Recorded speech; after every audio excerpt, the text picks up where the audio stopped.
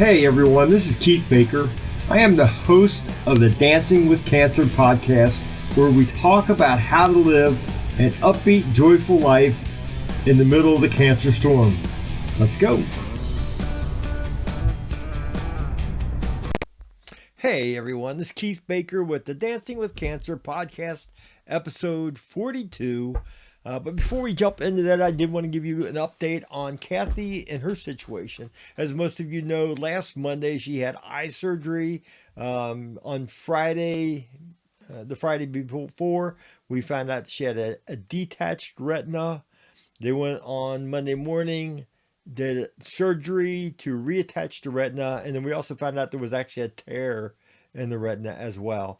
The surgery was Monday morning and it went well. We went back again on Tuesday. The doctor took the gauze off and looked at the eye, and at that point said everything is going as scheduled or as hoped.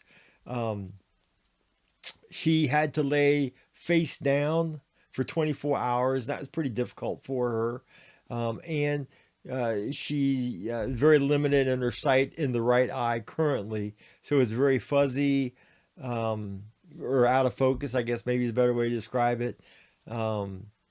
And it could be up to 3 to 4 months to find out if indeed her vision will come back or not. We believe it will. We're hoping that it will, but it will be a slow process. And doctors just say they don't know for sure if it will or won't. So that's the case. Monday night I cooked supper, and Kathy told me she thought I must think that she's a goddess because I kept offering up burnt sacrifices. So we had tacos on Monday night, and then I managed to burn the tacos. the taco shells, I guess I should say. So fortunately, we had more. So it all turned out well, and we had tacos Monday night. And then somehow word got out, and people started volunteering to bring food to us. And we have experienced the blessing of good, close friends and family providing meals for us for supper meals for the balance of the week. And for that, we're very, very grateful and very, very blessed. And we just want to continue to say thanks for all the encouraging words, for the generosity, but also for the prayers more than anything else for both Kathy and myself.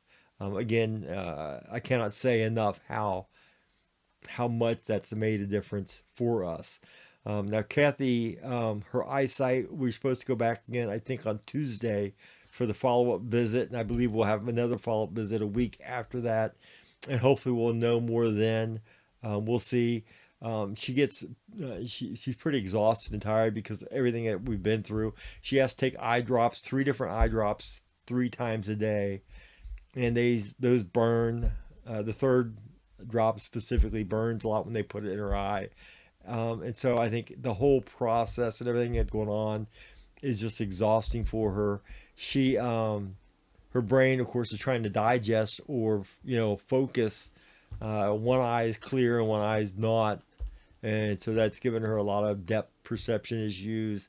And I think that is part of the exhaustion problem. Is I think she gets worn out trying to focus and that kind of stuff. She's pretty limited on what she's doing right now. And she's had to lay, again, the first 24 hours she had to lay face down. And then after that, the rest of the week, she'd been laying on a recliner because they wanted her to lay on a 30-degree angle or more. And so she's been sleeping downstairs in our recliners. And then tonight, Saturday night, will be the first time that she'll get a chance to sleep in the bed again. So she's kind of excited about that.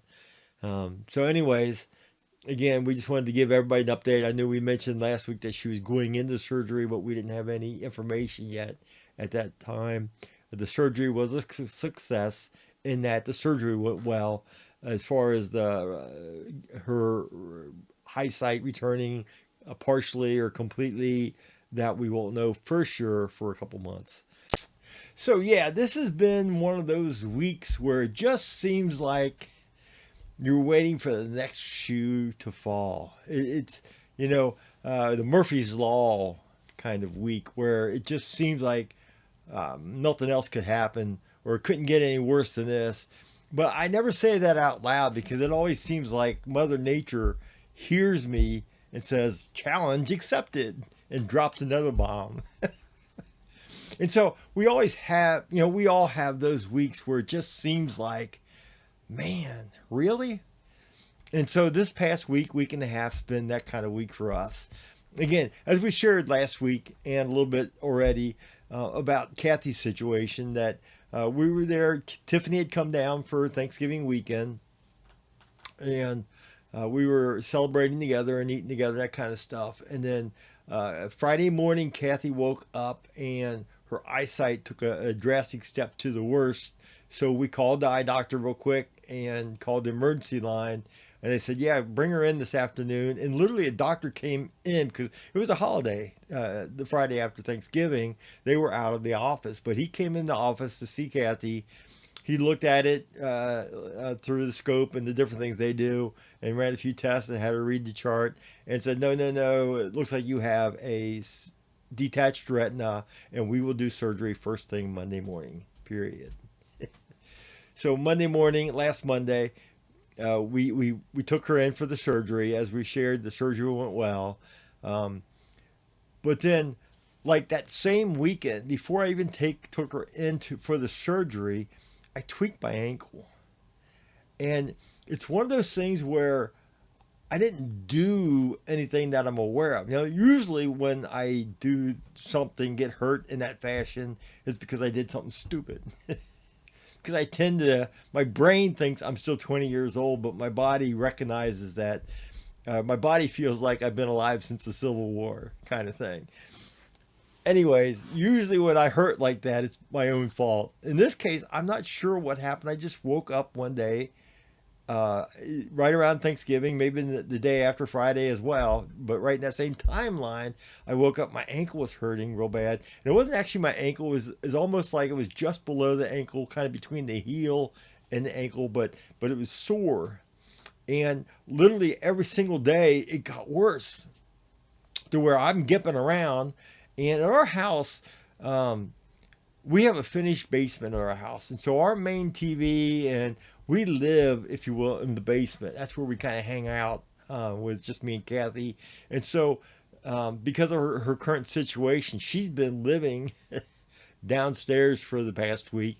And so I'm constantly going up and down the stairs because our kitchen and our bedroom and clothes, food is all upstairs. And so I'm kind of helping her out, trying to get things done, and up and down, up and down, up and down. But I'm gimping because my ankle was tweaked, and now it's black and blue and all that kind of stuff. And for 3 or 4 days, it just seemed to get worse each day. And you're just kind of thinking, like, really? Timing wise, it's just not the best. And then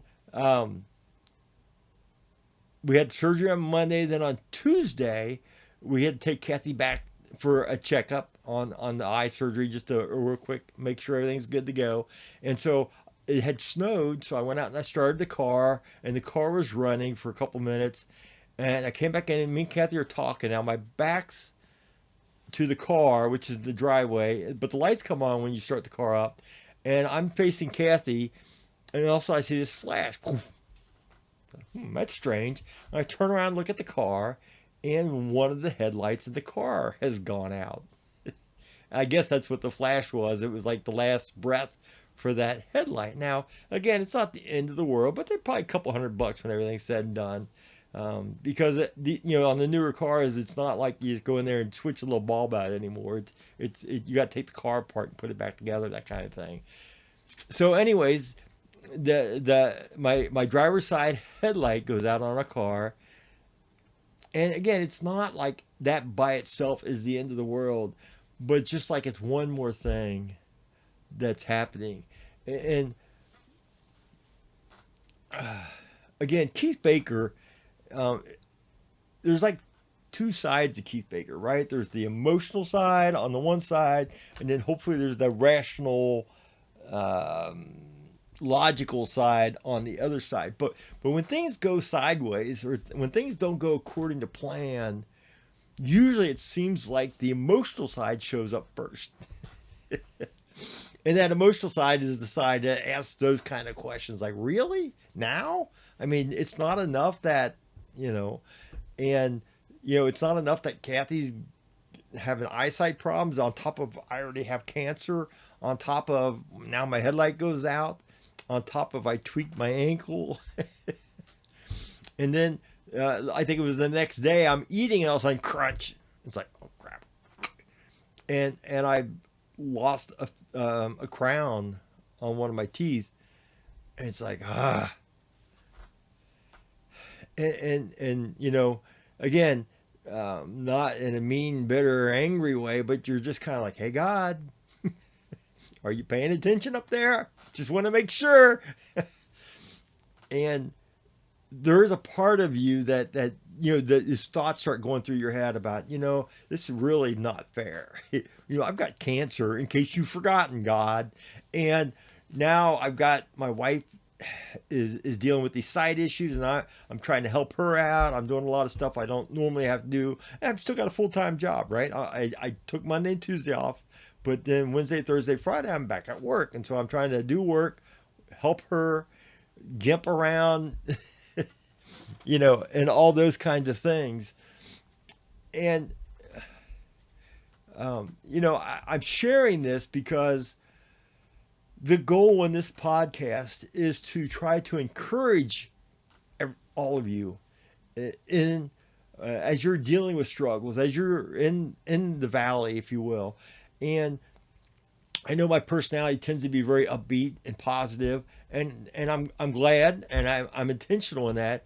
But sometimes I worry that sometimes it portrays an image that's not as real can be.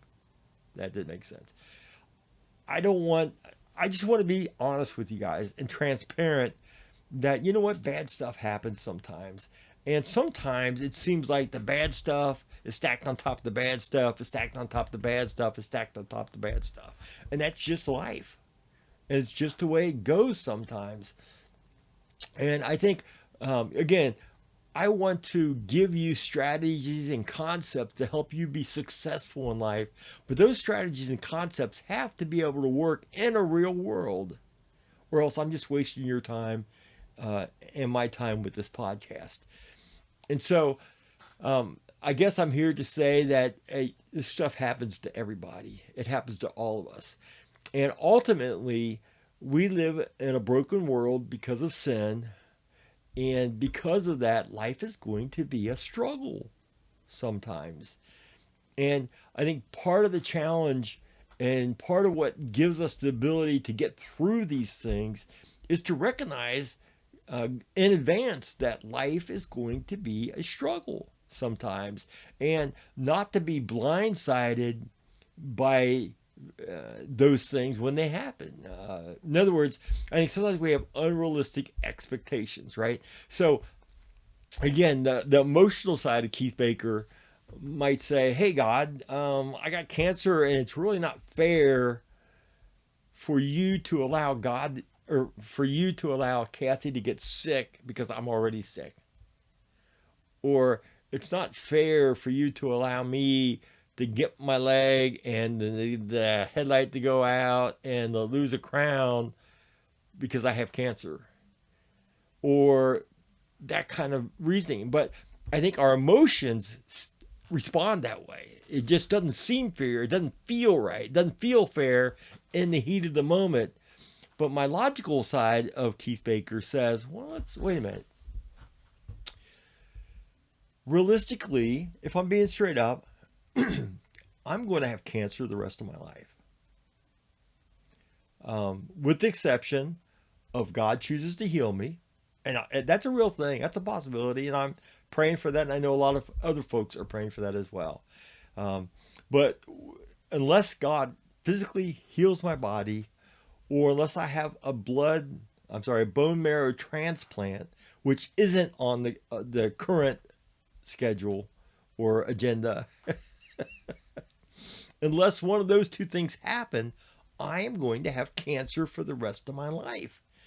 And so logically, what that tells me is if my original reasoning was correct, that it's not fair for God to allow bad things to happen to me because I already have cancer, then nothing else bad can happen in my life because I'm going to have cancer the rest of my life. Realistically, that's not going to happen. It's just not realistic. We know bad things are going to happen because we live in a broken world and because bad things happen. In other words, we live in a physical world with physical laws, and some things just wear out. Some things break down. Some things give way at some point in the wear and tear. And those things are still going to happen whether I have cancer or whether I don't have cancer. And for me to think that it's unfair for God to allow that to happen to me because I have cancer doesn't line up logically. It doesn't make sense logically. And I understand that from the logical side of Keith Baker, but sometimes the emotional side of Keith Baker doesn't see that quite as clearly. And so when I'm in those moments when it just seems like the world is falling apart, and it's like, what's next? What's going to fall next? I cling to those Bible verses where he says, I will never leave you nor forsake you. Or Romans 8:28, all things work together for the good for those who love God and are called according to his purposes. We may not get it in the moment. We may not see where it's going or the good in what appears to be bad in the moment. But God, I believe if we take those things and give them back to God and say, hey, God, I don't understand. I'm hurting right now. This is a lot. Please help me in this moment. But I give these back to you, and I trust you to bring something good out of this. I believe God will be faithful to do that. And so before I get off here today, I just wanted to share this story real quick because I think it helps maybe close this off or help you get a better big picture understanding of how this could work in some situations. So about 3 years ago, where I work with a steel company, and the steel company is in North Carolina. They have a plant in North Carolina and South Carolina, but the main office is in North Carolina. But 20 plus years ago, they opened a Cincinnati office. And so I worked at that Cincinnati office for, at that point, it was about 17 years. And the company had gone through some changes, had new ownership, and they were evaluating things. And the upper management decided it was time to close the Cincinnati office. And, so they contacted everybody in the Cincinnati office. They notified us that, hey, we are going to be shutting down the Cincinnati office in, I don't know, 6 months or something of that nature. They gave us a time frame, and they did make offers for us to move to North Carolina and work from the home office was one of the options that we were given. And they would even give us a 10% raise if we were to move to North Carolina, and they would help with moving costs and those kinds of things. And so that was a big challenge at the time because, hey, that was 3 years ago. So I was probably about 60 years old at that point in time. 60 years old is a hard time to find a new job with a new company because a lot of companies, if they have to train you, spend a couple of years training you, that they won't get their money's worth out of you because you're not going to be with them long enough to get their investment back, if you will. And so unless you find another company that does the same type of work that you're doing that you're already trained in. Anyways, when we were first notified of this, and for about 3 months, there was this 3 months of working, not really knowing what the future held for my employment. And again, they were very gracious about it, and we were trying to work through it, and they brought us all down to Asheville, North Carolina, and we had discussions, talks, and we did a lot of Teams meetings and that kind of stuff. And ultimately, I decided that, my parents were in Cincinnati. Kathy's parents was in Cincinnati. Although they were giving me a 10% raise to go to Asheville, that the actual cost of living was about a 25% increase in Asheville. So I would actually ultimately be making less money if I went to them. And I just told the company, listen, I don't think that I can afford to come down to Asheville. And again, my parents and Kathy's parents are all both here in the Cincinnati area. So we opted not to go. Well, as time went on over the next week or two in discussions with the company, they then gave me the opportunity to work from home after the Cincinnati office was closed. And so for the last 2.5 to 3 years, I have been working remotely from home. And it's been very convenient in the sense that I don't have to drive on 275 every morning and every day during traffic hour, which is what it is, you know. I don't have to worry about going out there and scraping my windows when it snows and that kind of stuff. So that part's worked out real well. They provided me with equipment, a desk, and that kind of stuff. And we took one of our bedrooms at the house in the basement and converted it into an office, which is where I also do my podcast. So if you look behind me, about half the books behind me are steel related reference books and for the AISC and that kind of thing. And then about half of the books are, if you zoomed in, are Bibles and Bible studies from the past when I worked in youth ministry and so on and so forth.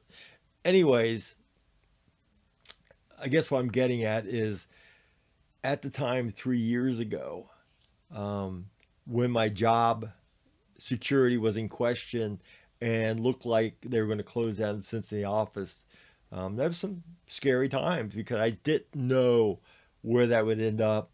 And so in the heat of the moment, it seemed like a bad thing that was happening. The end result was I ended up working from home, and it actually worked out better for me in the short term because it just was more convenient. But in the long term, now that I've been diagnosed with myelofibrosis, working from home has been a huge benefit because one of the problems I struggle with is my immune system has been weakened by two different medications. And so exposure to a lot of people all the time, going into an office, for example, and interacting with people day in and day out would increase the probabilities of something going bad, as far as me getting something, catching colds and flus and that kind of stuff, and those things snowballing into something worse. And so I guess my point is, in the heat of the moment, it seemed like a horrible thing was happening in my life where I potentially would be losing my job. They were closing the Cincinnati office, et cetera, et cetera. It turned out to be the greatest thing in the world for me because now I'm working from home. And now that I have this situation, working from home has become a benefit. And it's almost like God answered the prayer 2 years before I had the diagnosis. And so I guess that's what I'm saying is, in those moments when it just seems like the bad things stack up one on top of another, on top of another, on top of another, remember that God has promised He will never leave you nor forsake you. Remember that He has stated, He has promised all things work out for the good for those who love Him and are called according to His purposes. Trust the heart of God, and He will bring you through it. And maybe one day, someday, you will see why that horrible thing was actually a good thing. And maybe you won't fully understand it until you get to heaven. And there's a lot of things in life that you won't fully understand. But I've found in my life that I can trust the heart of God. And in those times when I can't see it with my physical eyes or understand it with my logic and reason and emotions, I lean on my experiences that I've had in the past with God and on His scripture, the promises in His word. Anyways, I hope that encourages you that the reality is that we live in a broken world. There are going to be struggles. It's not always going to be easy, but you're not alone in this, and God will get you through this. And even some of those bad, horrible things may turn out to be blessings in disguise. So trust God, lean into that trust of God, and He will see you through it. Thanks, guys. Remember to hit the like, the subscribe, and ring the bell. Love you guys. Adios.